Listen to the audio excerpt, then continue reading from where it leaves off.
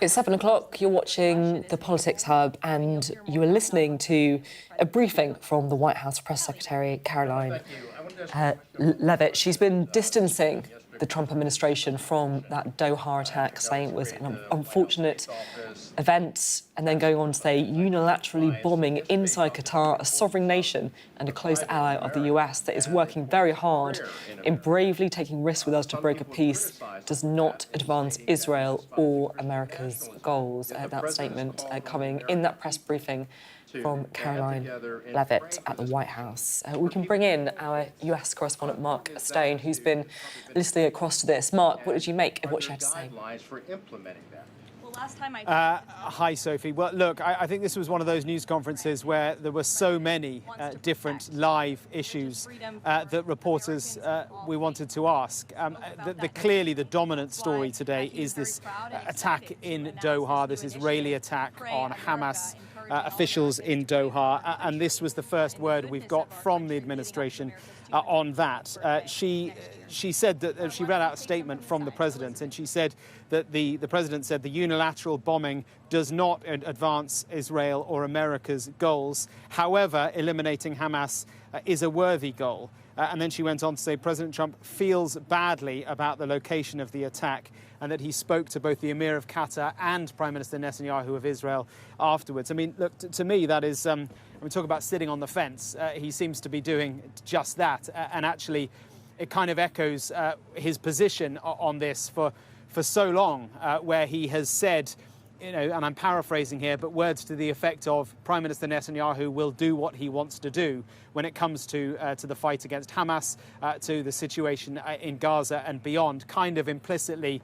allowing Netanyahu to do just that, to do what he wants to do. But at the same time, he is also always saying that he's trying to pursue peace and trying to find a ceasefire. I was struck that he also said, President Trump, through his press secretary, also said that he believes this unfortunate incident could serve as an opportunity for peace. Well, it's certainly the view of the Qataris, whose sovereign land was hit by this audacious attack, that it does not do that. I had a statement earlier on from a diplomatic source in Qatar who said that once again this undermines the peace process. I mean, he said to me, however, as has happened before, the Israelis undermined hopes for peace, further prolonging the war and complicating efforts to bring back the hostages. That's the official view from the Qataris, who, remember, not only was their country hit today by Israel, but they are literally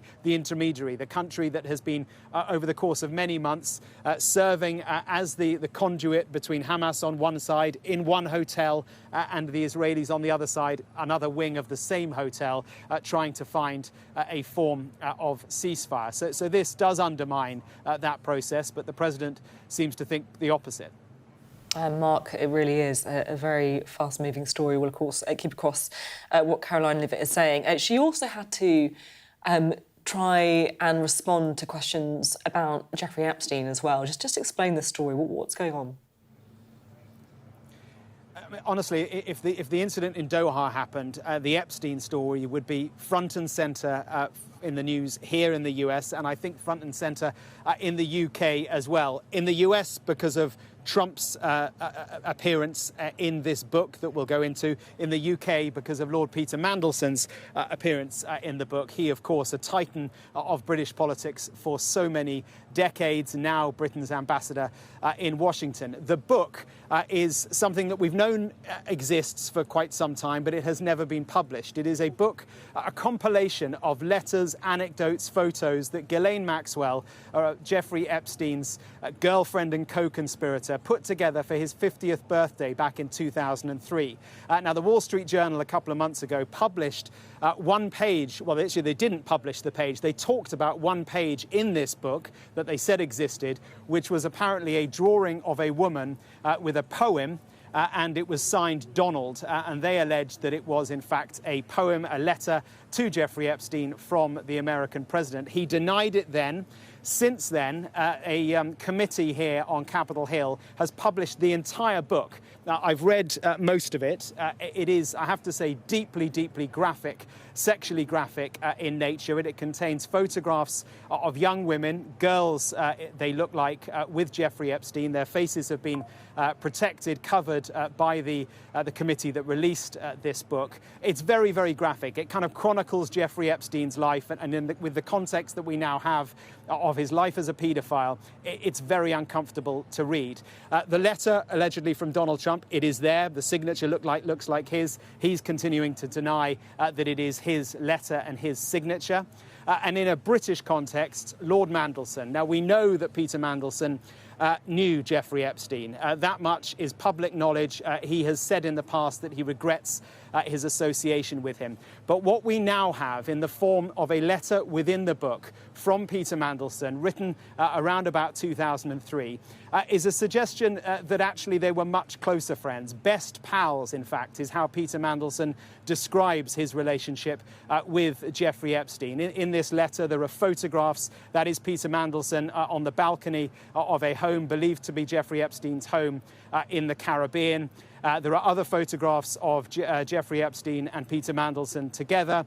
That there is Peter Mandelson. We're not sure who the other gentleman is in that photograph. But altogether, Sophie, at the very least, this raises serious questions about Peter Mandelson's judgment. The Prime Minister was asked today whether he knew about this, whether he'd spoken to Peter Mandelson today. His spokesman said he had not spoken to Peter Mandelson. We have spoken to the embassy here, and all they will do is point us to a brief clip that my colleague James Matthews had with Peter Mandelson back in May, where we put those questions about Jeffrey Epstein and Mandelson's relationship with him to the ambassador. My knowledge of him is something that I regret. I wish I'd never met him in the first place. Why did you have an association with him? Because he was in jail at the time. Why did many people meet him? He was a prolific networker, and I wish I'd never met him in the first place.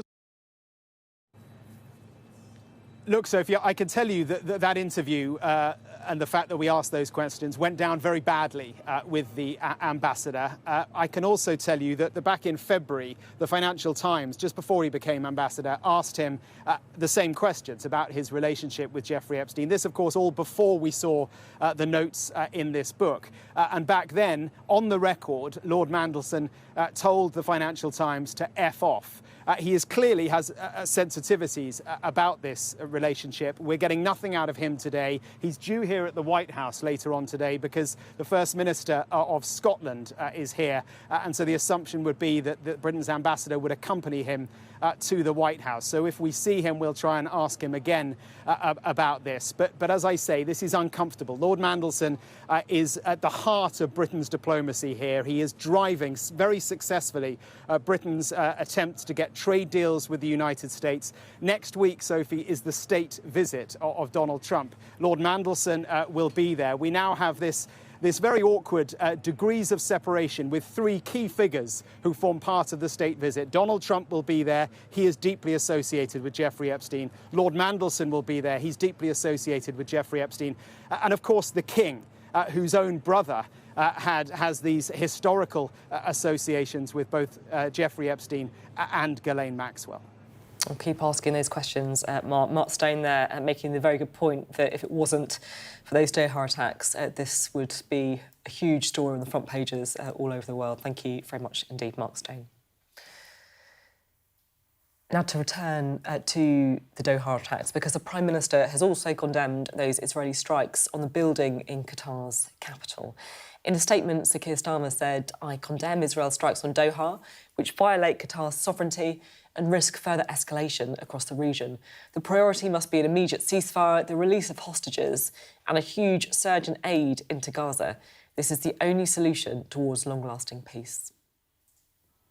While the strike took place in the Qatari district to the north of the city centre, Sky News understands that the son of the Hamas leader Khalil al-Hayya was killed in Israel's attack on Doha, but it's also understood that the group's leadership survived. Prime Minister Benjamin Netanyahu says his country initiated the strikes and takes full responsibility. At noon today, I convened the heads of Israel's security organizations and authorized a surgical precision strike on the terrorist chiefs of Hamas. These are the same terrorist chiefs who planned, launched, and celebrated the horrific massacres of October 7th. At the beginning of the war, I promised that Israel would reach those who perpetrated this horror. And today, Israel and I have kept that promise. And Middle East correspondent Adam Parsons joins us now from Jerusalem. Adam, what's the reaction been to this? It's been a whole variety, Sophie. I think the first thing is shock because, to be blunt, very, very, very few people in this country woke up this morning thinking that they were about to go and see airstrikes being launched against Qatar. I mean, Israel is no stranger to launching airstrikes, but generally it's been against nations with whom it has a military conflict, whether that was Lebanon, whether that was trading missiles with Iran, or whether that is the ongoing attacks in Gaza. Qatar is a geopolitical player. It's a diplomatic hub.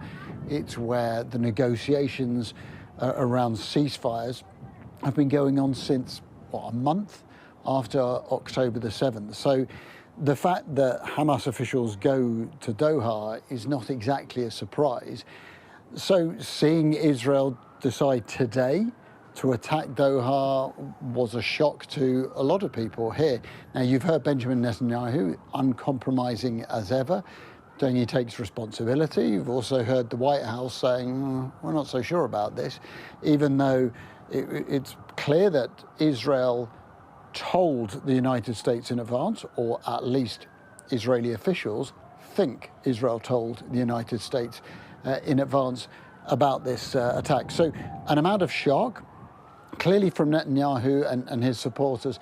There's a feeling that this is taking the initiative. There was an attack yesterday where 6 Israelis were killed when 2 gunmen opened fire around a bus stop just on the outskirts of Jerusalem. This morning, Hamas claimed to take responsibility for that attack. Actually, no evidence that Hamas was or wasn't involved. But it seems like this plan has been on the shelf for a little while. It's been discussed for weeks, if not potentially months.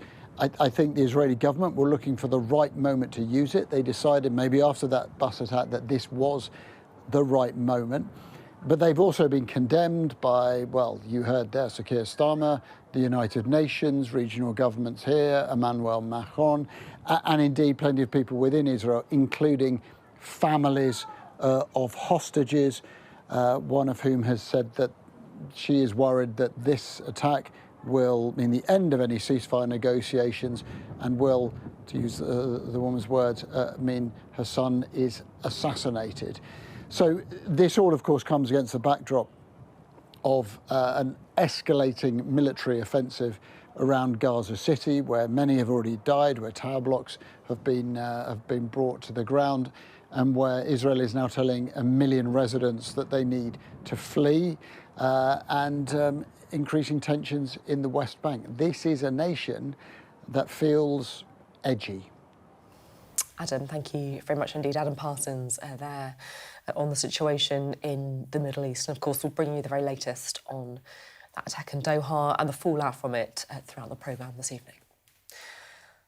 I want to move now to domestic UK politics, because as of right now, we have 6 candidates running to be the next deputy leader of the Labour Party. Bridget Phillipson, the Starmer loyalist, current Education Secretary, Lucy Powell, sacked from Cabinet last week, close to the King of the North, Andy Burnham, Emily Thornberry, Chair of the Foreign Affairs Committee, Bell Ribeiro-Addy, the candidate of the Left, Housing Minister Alison McGovern, and Paula Barker, whose candidacy is, I think, more about raising a profile than actually winning the race. Now, there's been a lot of Labour MPs coming out to say that the next deputy leader has got to be A, a woman, and B, Northern. But I feel like this analysis misses the whole point of Angela Rayner. Yes, she's a woman. Yes, she's from the North. Yes, she has an incredible backstory. But she wasn't such an effective deputy leader just because of those things. You know, Angela Rayner has a big personality. She doesn't talk or act like a politician. You know, she's vaping and DJing and laughing and speaking her mind. As a politician, she's a great communicator, and she's also a risk taker. In other words, she was a perfect foil to Keir Starmer. And that is what you want, above all, from a deputy leader. Someone who brings something to the team that they don't already have. So there are lots of names who on paper might have the same qualities as Angela Rayner, gender, geography or whatever, but in reality are actually nothing like her at all. And that, I think, is a challenge. Let's get more on the story. Our political correspondent, Liz Bates, is here with me. So first of all, what's the latest then on the race? We've had a few nominations through. What's going on? Well, I mean, first of all, Sophie, well, as a northern woman, I'd like to say I think we should have way more northern women in politics, however good they are. Nothing against northern women, obviously. I'm very pro-northern women, but... The strangeness of this contest is that because of the very short timetable designed by Number 10 to keep the kind of internal divisions to a minimum, that it's just started, but also we're getting to the end of the nomination process. There's only a couple more days. So let me talk you through. We already have nominations coming in. This is Bridget Phillipson. She is really the government's pick. She's the Education Secretary, as you said. She has now, she's a front-runner, 44 nominations, as you would expect. Bell Ribeiro-Addy, I spoke to her today. She's doing her best. She's struggling for nominations. She is at 8. Emily Thornberry, again, she's doing her best. She's been in Parliament, you know, desperately going from MP to MP, trying to get nominations. She's just on 7. Alison McGovern, she's a government minister. For a while, we did think that she might be the government pick. She isn't. She is on 2 at the moment. These people are behind me. Lucy Powell. Now, she is emerging as the other contender. It could, in the end, I think, be a race between Bridget Phillipson and Lucy Powell. But as you say, in terms of personality, cut-through, eccentricities, they really don't have as much to offer as Angela Rayner did. Can I ask one more question as well? Right, if it does end up, which it feels like it might, Bridget Phillipson versus Lucy Powell, is this basically just a proxy fight for Starmer versus Burnham? Yes. That is the point, Sophie, that I was going to make. I think it's not exactly what the left wanted it to be, which is going to be a long, drawn-out airing of dirty laundry that could have destabilised Keir Starmer. It's not what the government, I think, wanted it to be, which was absolutely no drama at all, over in a matter of weeks, nobody took any notice of it. I think in the end, it is going to be a bit of a battle between Keir Starmer and Andy Burnham. Andy Burnham came to London today. We know how much he loves the North. He left the North today to get involved in this fight. There are MPs and party members and activists that think, even within the course of a year, if Keir Starmer is looking wobbly, Andy Burnham is getting ready to jump back into Westminster politics. Things are getting interesting. Be the beginning of it? You can see that. Thanks, Liz. Right, let's bring our duo as well, because there's an awful lot to get stuck into in this story. We love a leadership race. The former Chancellor, Kwasi Kwarteng, and the Lib Dem MP, Christine Jardine. Hello. So what's your take on it then, Kwasi? So I think it's quite dangerous for the government, because they've clearly got a government candidate. Yeah, true. You know, in the form of Bridget Phillipson. And if she doesn't win, that'll be written up as a huge setback. Yeah. And it seems to me, as you know, we touched on earlier, that it could be quite close. And everyone who has any, in the Labour movement, Labour Party, who's against what the government is doing, will rally behind the anti-government candidate. So I think it was a mistake to have someone so blatantly associated with the Prime Minister in this race. But let's see. Bit of a risk. That does make sense. It is a bit of a risk. Christine, what do you reckon? Well, from what everybody's saying, Bridget's ahead at the moment from Lucy. Yeah, it's dangerous, I think, if Bridget loses. And what I find really odd about it is the gossip around Westminster until recently was that there was a reshuffle coming and that Bridget might be moved. And now all of a sudden everybody's saying, oh, she's the government's pick. So what exactly is going on?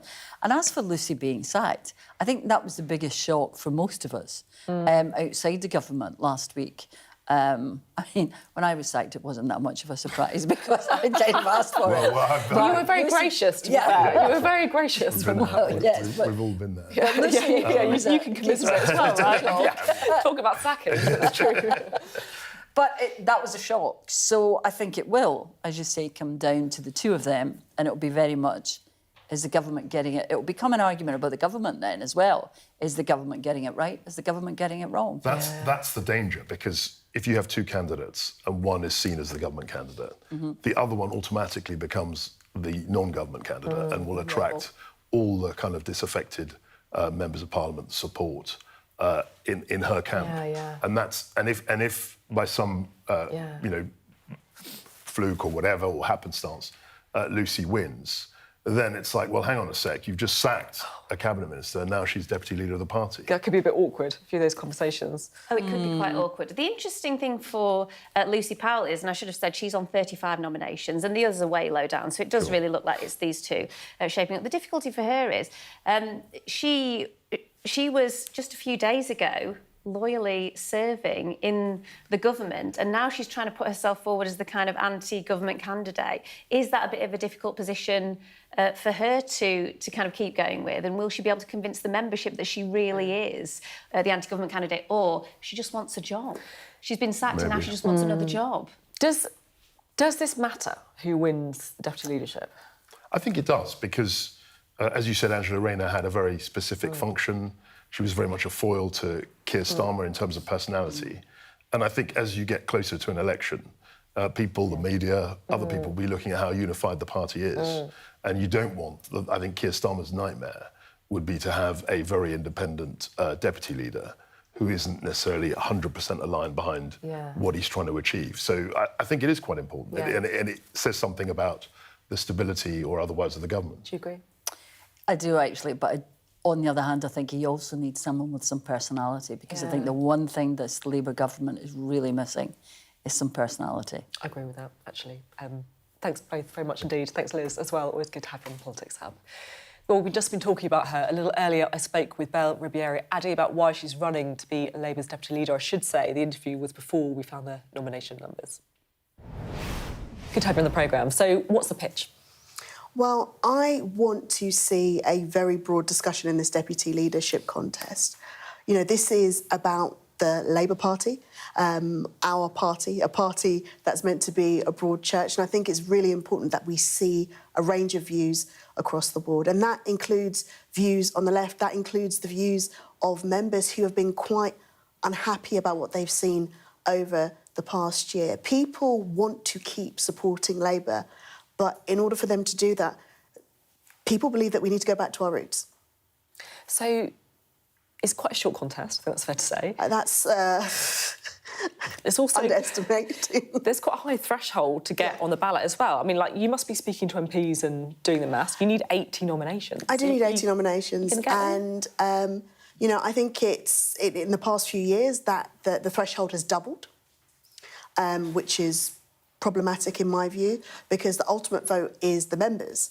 And if you can't get, you know, MPs, if MPs don't ensure that other, you know, a range of MPs get onto the ballot, this really does diminish the breadth of the debate when you take it to members, which I don't think is fair, especially given the issues that members are concerned with.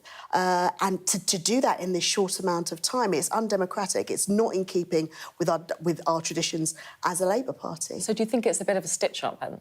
It doesn't feel right to me. And, you know, I've just heard also, I don't believe the Cabinet are meant to nominate anyone. Surely that should lower the threshold if we're taking out a certain number of people. I think, as I said, I think it's important that it's fair. I think it's important that members are allowed to have a conversation. And really, I'm standing, because I know there are a lot of Labour Party members that feel disenfranchised at the moment. I want them to understand this is still their party.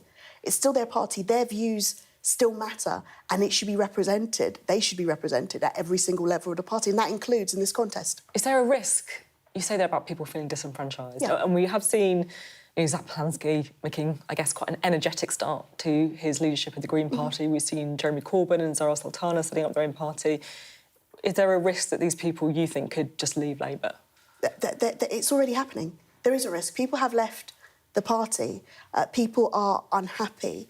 And I think we do need to make a play for our base. Absolutely, we need to be reaching out to other voters. We need to be concerned about reform. But our ultimate aim shouldn't be to out-reform. What we need to do is get back to the job of being Labour. Do you think Keir Starmer is an effective leader of the Labour Party? You know, Keir Starmer led us to the largest victory that we've seen for a while. However, it was the lowest vote share. So, you know, there are pluses and there are minuses in that situation. But also, no man is an island. And we all have to, and that includes me, even if I haven't necessarily agreed with all of the positions he's taking. I'm a representative of this party too. We all need to take responsibility for what has happened. And this is one of the reasons why I put myself forward, because in taking that responsibility, I'm trying to make sure that views across the party are represented and that we're having a proper discussion. And, you know, dissent doesn't have to mean disloyalty. Discussion doesn't have to mean disloyalty. I guess what number 10 would also say is divided parties don't win elections. They might want a more loyalist deputy, right? The thing is, what is a more loyalist deputy? I don't think I'm a disloyal... Well, there's a few of them I could probably point to on the ballot paper, no? Do you know what? That's very interesting because I think the idea that for someone to be loyal, they have to agree with you all the time is completely wrong. I mean, I think about a family. I think of the Labour Party as a family. You can have as many debates within your family as possible. Doesn't mean just because you have differing opinions, you're disloyal. It's about what you're willing to do when it comes to it. And I am the type of person that is willing to work to keep members in the Labour Party. And I think that should mean more than anything. The other thing I wanted to say is it feels like we're getting an all-woman shortlist. But at the same time, like, some of the candidates are almost being spoken about just via their relationship with a kind of man in the shadows, like Keir Starmer or Andy Burnham, saying they're like a proxy for them. I mean, is this like, you know, the most Labour thing ever? No, I wouldn't say that. And you know what I would say of all of the candidates, every single one of them, they're all really impressive and wonderful women. They've all done great things within the Labour Party. And, you know, I think they can stand on their own. I just think there should be a broader range of candidates. And that's what it is. And I'm really disappointed if people are talking about them in the shadow of men, because they can probably, quite rightfully, stand on their own accomplishments. Great to talk, as always. Thank you very much, Belle. Bell Ribeiro-Addy there. While the latest developments in the race for the Labour deputy leadership are sure to feature in tomorrow's papers, we'll have our extended press preview from 10:30 this evening with tonight's news and tomorrow's headlines. Joining us will be the broadcaster and commentator Ali Miraj and the journalist and broadcaster Jenny Kleeman. Well, one place where that leadership contest has been a hot topic is the TUC's annual conference, which continued today. And our very own John Craig, our chief political correspondent, is there at the conference for us in Brighton. John, what's the word down there? Well, we had the first audition of the candidates today because Bridget Phillipson was speaking here in the hall. She was the Labour Party guest speaker a week ago. We all thought it was going to be Angela Rayner, how things change. Bridget Phillipson, as we've heard from Liz, is out in front in terms of nominations at the moment. And perhaps it's beginning to look like a two-horse race between Bridget Phillipson and Lucy Powell. But what we heard from Bridget Phillipson, well, it was a speech that was personal and political. Well, the personal came right at the beginning when she talked about her background as what she describes herself as a working-class girl from the northeast who grew up in a council house street. She said she grew up in a street of houses in Washington, the northeast, just me and my ma'am, not mother. But she said, when I was young, a man turned up at the front door with a baseball bat. A few weeks earlier, we'd been burgled and my mum had reported it to the police. The man had come back to scare her into silence. He clearly didn't know my mum, though. Even at 9 years old, I could have told him he was wasting his time. She stood her ground and he went to prison. She went on to talk about the influence of her grandfather, who taught her reading and so on. And so there was a personal insight, really, from a politician who obviously did begin a humble background, not a particularly well-off background. She talked also about how someone paid for a new coat for her, one of the neighbours. They were so hard up. I mean, it reminded me very much of Keir Starmer, Rodney the Toolmaker, that personal story from Sir Keir Starmer. That was the first time he talked about that, was here at a TUC conference, actually.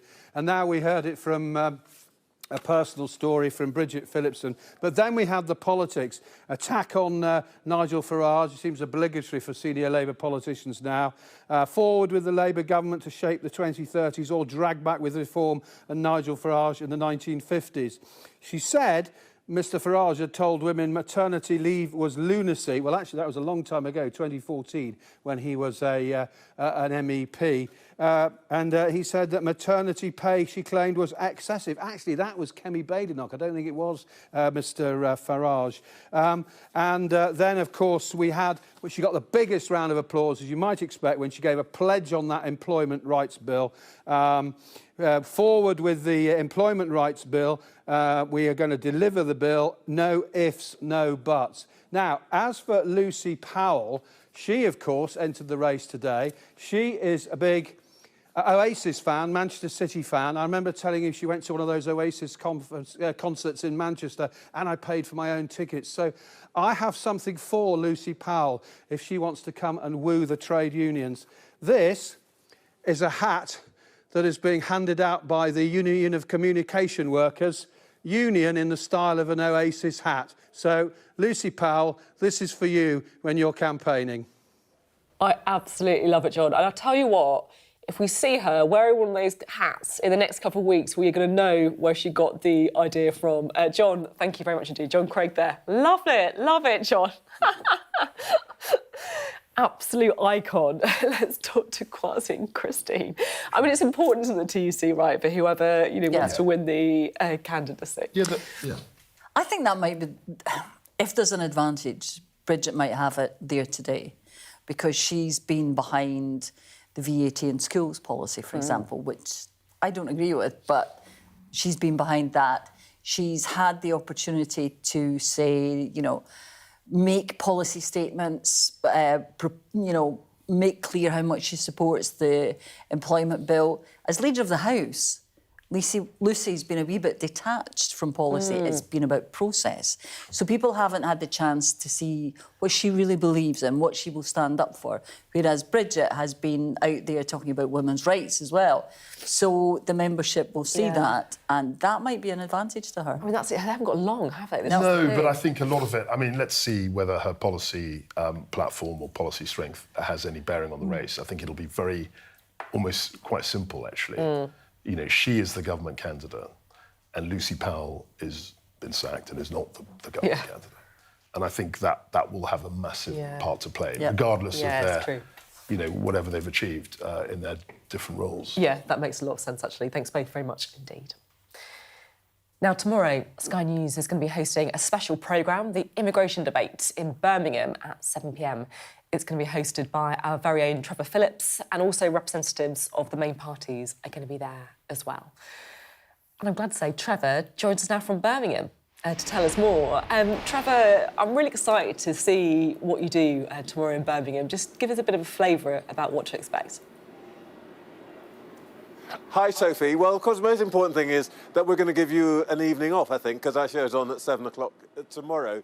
But I think the important thing is the immigration debate has been the thing that has divided the nation for, the last 2-3 months. And normally, as you know, when the political season starts and the days get a bit shorter and things get cooler, that summer fuss tends to subside. Well, there's no sign of that issue subsiding at the moment. And we think that the really important thing here is to hear from the people as much as from the politicians. That's why we've come to Birmingham. Birmingham is a city that's had waves of migration since the 1950s, in fact. So they've got lots of experience here. And if you spend time going around the city, you can see that in the faces and the complexion and the mix of people. So they know what it's about here. So we're bringing together a live studio audience of people from Birmingham and indeed from around the country, plus a panel of politicians, to try to get under the skin of what's really driving the passions here, the conflict, the anger. And that's what we're going to be doing tomorrow evening between 7 and 8.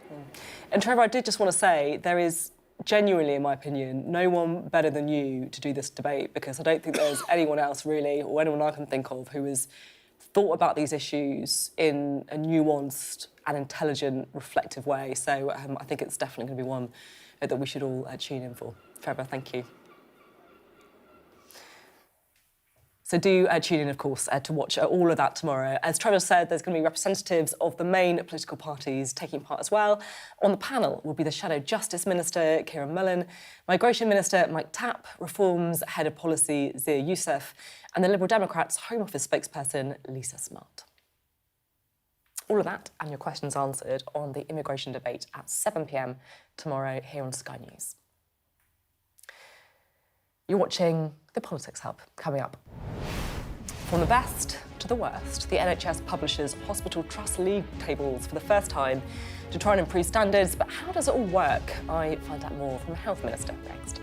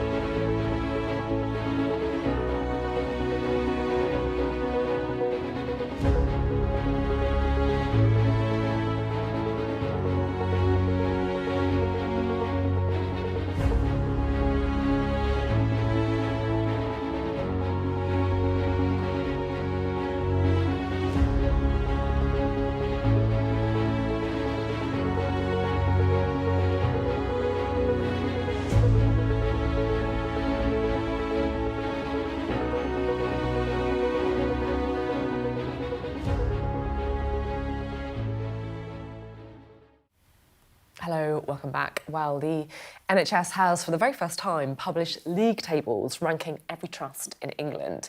Now, the move is part of the government's 10-year plan to reform the health service, with trusts doing the best to be rewarded with greater freedoms and also investments, so more money as well.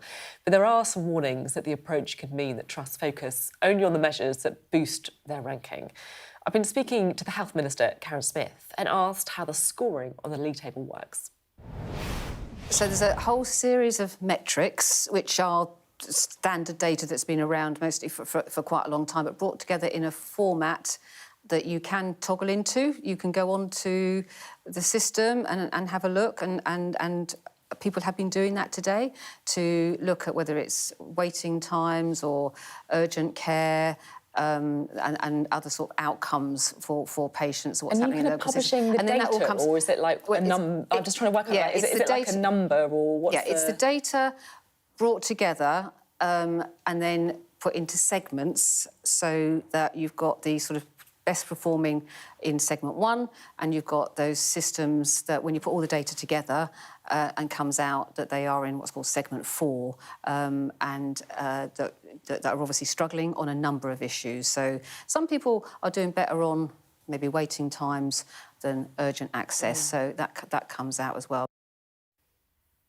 Karen Smith there explaining some of how this new league table system will work. Of course, I did also get her take on the deputy leadership contest in her party as well while she was here. I have been locked in the department all day, and so I haven't quite... It's not, you must know. But look, I'm very clear it will be... I'm sorry for my London colleagues, it's got to be outside London.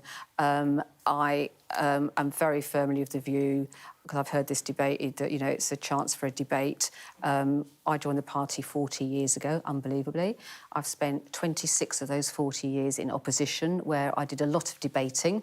The time for debate is in advance of an election, when you form a manifesto. We have a manifesto. The job of the deputy leader is to get out and about. So I will talk to my...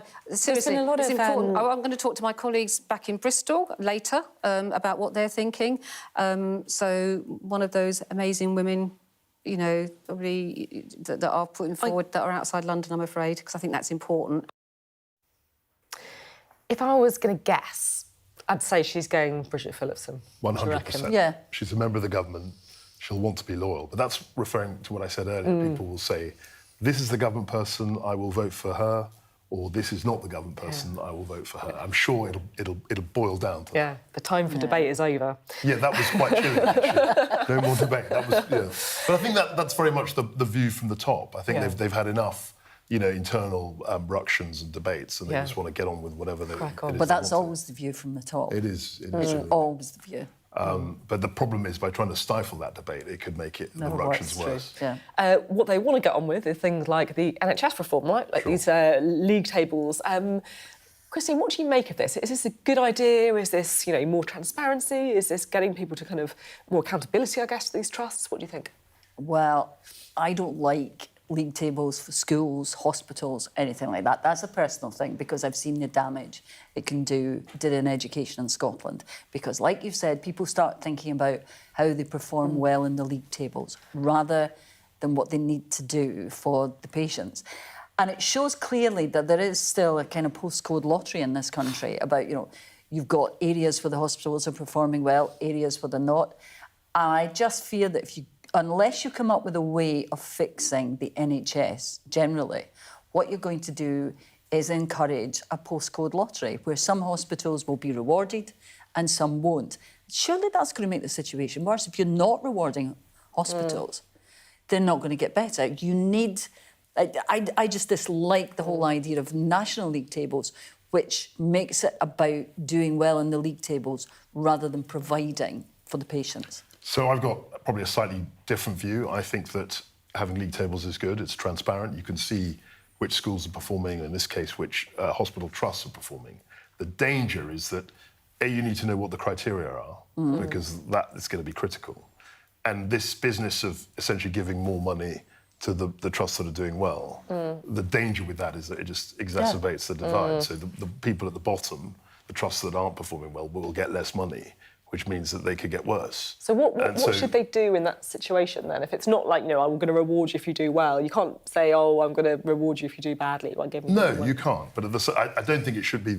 I think the transparency is good, so that you can see where which trusts are doing well. Yeah. But I'd be very careful about giving the best performers more money so that they can become even better. Yeah. While the trusts that score lowly don't get as much resource. What you want to do is look at the ones who score lowly and think, well, how do we help them? Rather than how do we reward the ones that are doing well? We help them to provide a better service, because it's the patients in those areas that are suffering from the fact that their hospitals are not as good.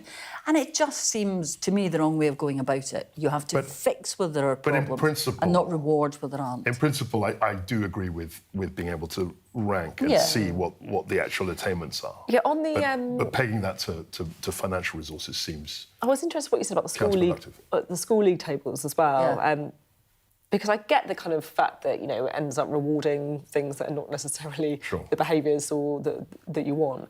But, you know, as a parent, otherwise, how do you... you've got to see... how do you see otherwise? It's not so much the reality of knowing how your school is doing. It's what that leads to, and it's whether it's the reward aspect of it with the hospitals. You're doing well, therefore we'll reward you. You're not doing well, therefore we're not going to reward you. It should be turned the other way from me. And Well- while I've no problem, and as a parent, I quite liked knowing how the school was. You know, Sure. every year when the league tables came Yeah, out, you'll I see an outstanding went and looked school at and- it. yeah, absolutely. Yeah, that's good. But at the same time, you want to make sure that those who are further down the table are the ones who get the help and support. And I don't Because think... that's where the that's where the political problem will be. Yeah. They're not, Yeah. you know, if at the time of the election enough people don't think the NHS should be working, the government will suffer from that. So they've got to address, you know, some of the badly performing trusts as well, and they need a plan for that.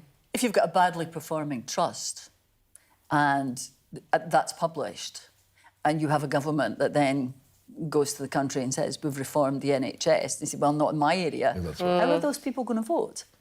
It's true, and I think your geographical point is quite Yeah. an interesting one as well. Thanks both. Really Thank you. interesting discussion there. Thank you. Now, we've been talking a lot, as often, about the Middle East, and I just wanted to bring you these live pictures coming in now. It's of a demonstration in Whitehall, in Westminster, so just up the road from where we are, and it's been carried out by the Palestine Coalition.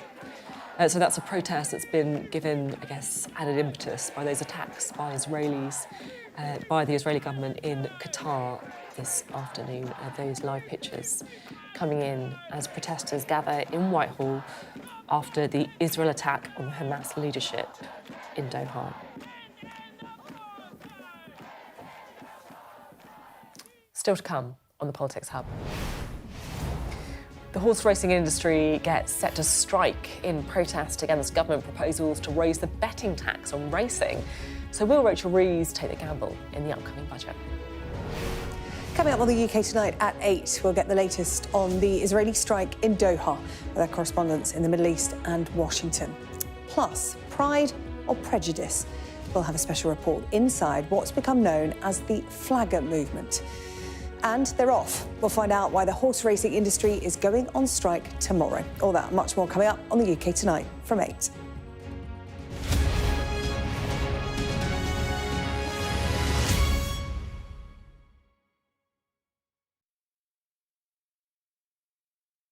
It's the country's #1 issue right now. Many are alarmed about their changing communities. It's an invasion, isn't it? I think that solution comes through dialogue, not ranting off. We don't know who they are. I don't think that there's an issue. But are the people who matter listening? We'll bring key leaders together to debate the crisis that's dividing the nation. The immigration debate on Sky News. Get the full story first.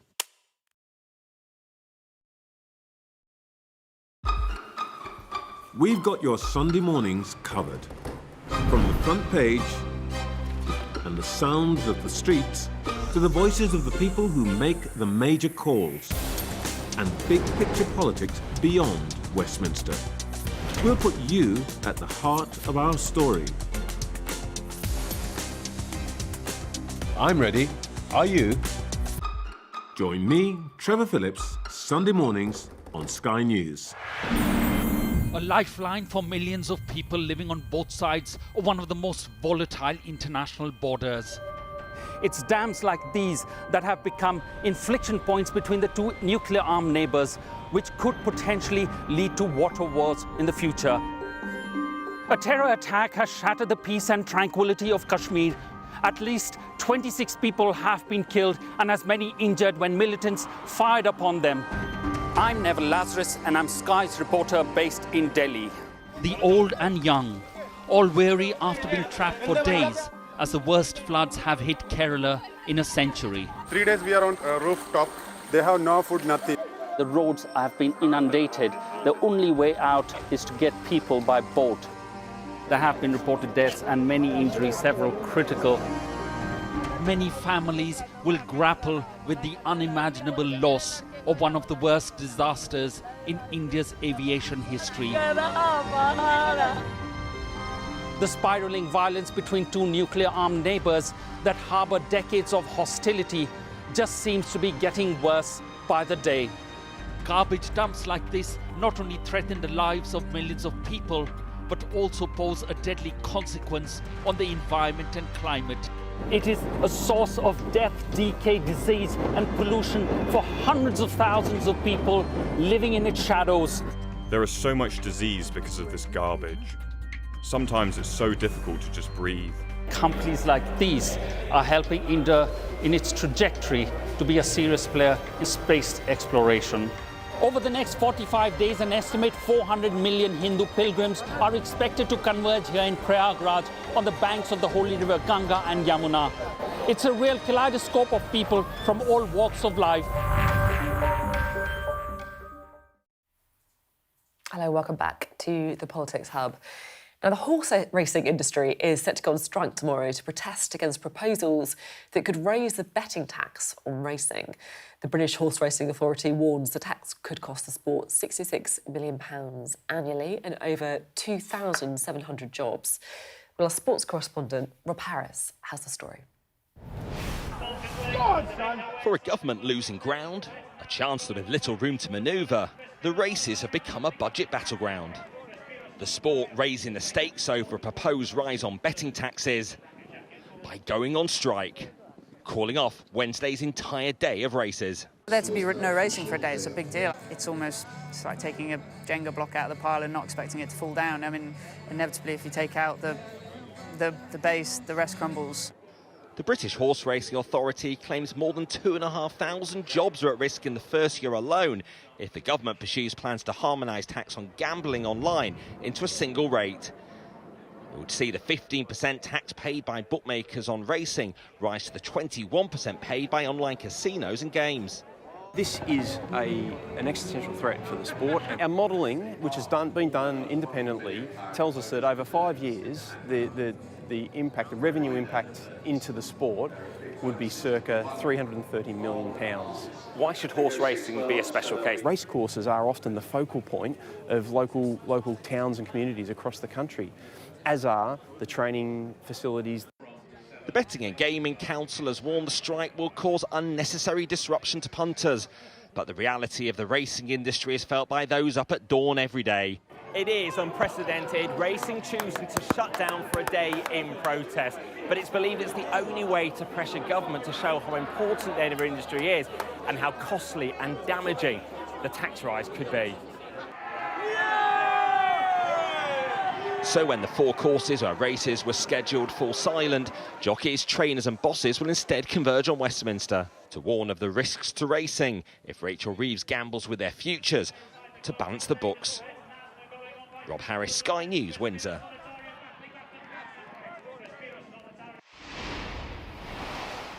Just breaking out of that piece to bring you some news just coming to us now, because the French President Emmanuel Macron has named the new French Prime Minister. This is, of course, 24 hours after the vote of confidence ousted the last one. So the new French Prime Minister is this guy. It is Sébastien Lecornu, a close ally of Emmanuel Macron, because there was a debate about whether he would pick another ally or if he'd try someone who, I guess, isn't such a natural bedfellow to try and buy off some of the discontent among French politicians. Lecornu, 39 years old, one of the favourites to take over the job. He spent the last 3 years as Armed Forces Minister with a focus on the French response to Russia's war in Ukraine.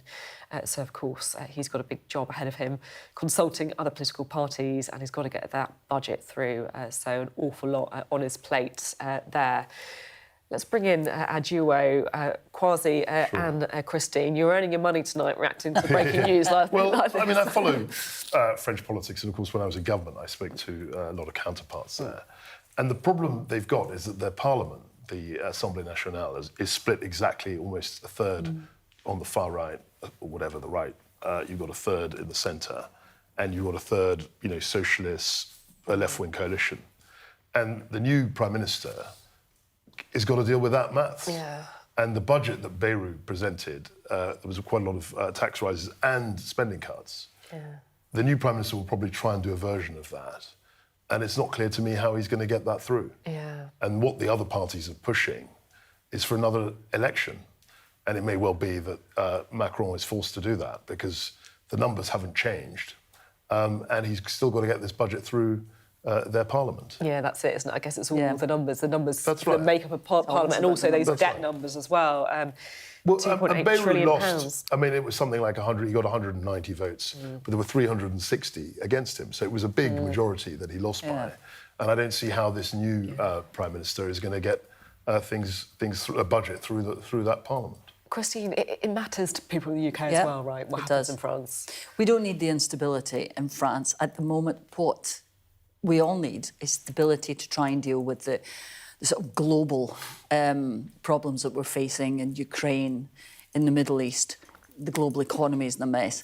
But it does feel a wee bit as if France is going through, forgive me, quasi the same sort of upheaval and chaos that we went through for 5 years. Are we going to have another Prime Minister? This Prime Minister, how long is this one going to last? What's going to happen? It's like flashbacks. No, I lived through that. And we're suffering for it now. But it was funny listening to that report because, again, it came down to, do you want someone from the government or someone from outside? It's the same decision that the Labour Party is about to make. What was extraordinary about Keir Starmer doesn't get to make it. What's been extraordinary about the French situation is that Macron called the election last year. He's the president. Crazy. And after the European elections, where his party did badly, he thought it was a good idea to call another parliamentary election, which came up with this result, where the Parliament is completely balanced. It's completely, it's not dissimilar to what Theresa May did, actually. Yeah, it's very similar. It's very similar to what Theresa May did That's a very good comparison. 2017. You know, they call an election and all of a sudden you've got a hung Parliament and you can't get anything through. And we forget that period, the 2017 to 2019 period. But that was, completely chaotic as well. Yeah. Is there a parallel, I guess, with the economic situation in France? And here, they're grappling with high debt. You've got, a left who feel there should be, much more things for the people. There's a right who say this is all completely needs starting from scratch. I mean, there's a couple of parallels you can There's a lot of parallels there. And I'm not an economist, but I think what we're going through now is actually the long tail of COVID. Everything that all the Western economies had to do to stay afloat, to stay ahead of COVID. Now we're feeling the economic impact. It's linked to that, but also, the problem is that you've got spending in all these Western countries that is really high, and you can't raise the taxes, you can't get the growth to pay for the public spending. That's the fundamental problem. A whole other debate. Yeah, sure. We've got, unfortunately, not time on the programme to do it. But it's been great to have you both on, and thank you for your very agile reaction to that breaking news coming from France as well. Well, that's it from us tonight. Tomorrow at 7 p.m. is going to be the immigration debate with Trevor Phillips, so definitely worth trying to catch that one. Up next, it's the UK Tonight with Sarah Jane Mee